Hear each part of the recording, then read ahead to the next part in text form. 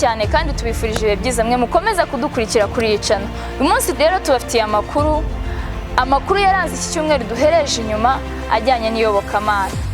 Dore ingingo z'ingenzi zayo. Nyuma y'imyaka 3 Paul Gitwaza yagarutse mu Rwanda. Ingingo ya kabiri, urugendo rwitwa Twende Jerusalem.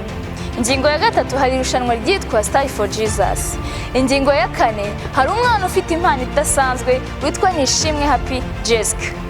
Nanone tuguhaye ikaze aho dukurikiye muri aya makuru arambuye ya gospel.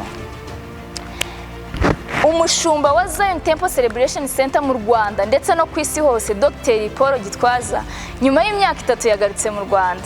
Yavuze ku bantu baciye intege abakristo ba Zion Temple ngo Gitwaza yaragiye ntazagaruka, ngo Gitwaza arashakishwa, Gitwaza Ribu yamutumyeho ariko ntiyitaba. Yavuze ko ayo makuru yose ari ibihuha, kuko iyo atabi ibihuha ntago aba yagarutse. Ndetse yagarutse ku byo yakoraga igihe atarari mu Rwanda. Yahishuye ko igihe atarari mu Rwanda yigaga indimi za Bibiliya. Ikindi, yashimiye cyane abakristo ba Zion Temple uburyo bitwaye muri ibi bihe bya COVID-19 ndetse n'uburyo bitwaye mu gihe cy'itukwa ry'itorero ndetse n'isebywa ry'umushumba. Urugendo rero rwitwa Twende Jerusalem ni urugendo rutegurwa na sosiyete yitwa GoTel. Urwo rugendo ruteganyijwe kuba hagati ya tariki 20 n'itariki 28 Kanama 2022. Urwo rugendo ruba rugamije gusura igihugu cya Israel nk'igihugu cyumbatiye amateka menshi ya Bibiliya. Nk'uko byumvikana, ibyo bireba abakristo. Abantu bitabira urwo rugendo bagira amahirwe yo gusura uduce dutandukanye tw'icyo gihugu cya Israel, cyane utwo duce tugarukaho muri Bibiliya: Ikana, Nazareti, Betelehemu n'ahandi hatandukanye. Umuntu rero ufite amadolari 2700, ubwo ngubwo ni miliyoni 2 n'ibihumbi hafi 700 y'amanyarwanda, wiyandikishe ku rubuga rwa twendejerusalem.com. ugende ugereyo, uzaza uduha amakuru y'imvaho. Amarushanwa yitwa Style for Jesus. Style for Jesus ni amarushanwa agenewe abana batarengeje imyaka 16 bakorera mu madini n'amatorero atandukanye.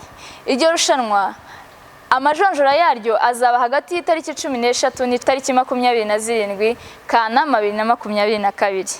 Ni irushanwa rikorwa mu byiciro bitatu: kuririmba, gucuranga, kubwiriza. Muri ayo marushanwa cyangwa muri ibyo byiciro bafata abana 5, ariko hakazahabwa ibihembo 3 bahize abandi. Ibyo bihembo bitangwa na Reverend Numa Ale. Tukiri muri uwo mujyi w'abana rero, hari umwana ufite impano yo kuririmba. Uwo mwana yitwa Nishimwe Happy Jessica. Afite imyaka 6.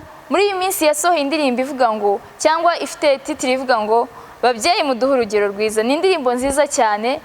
Ushaka kumva n'indirimbo ze zindi wajya kuri YouTube channel ye yanditseho ayo mazina navuze haruguru. Kandi ababyeyi turashishikariza kugira ngo mureke abana bakoresha impano zabo, kandi twizeye yuko tuzabona impano z'abana nyinshi muri iyi minsi, kubera ko hari ababanjirije babereka yuko bishoboka. Ni byiza cyane rero, kandi turabashimiye. Mujye mukomeza mudukurikire, turabakunda cyane. Murakunzwe, mukunzwe n'abantu b'Imana, mukunzwe n'Imana. Imana ibahe umugisha cyane.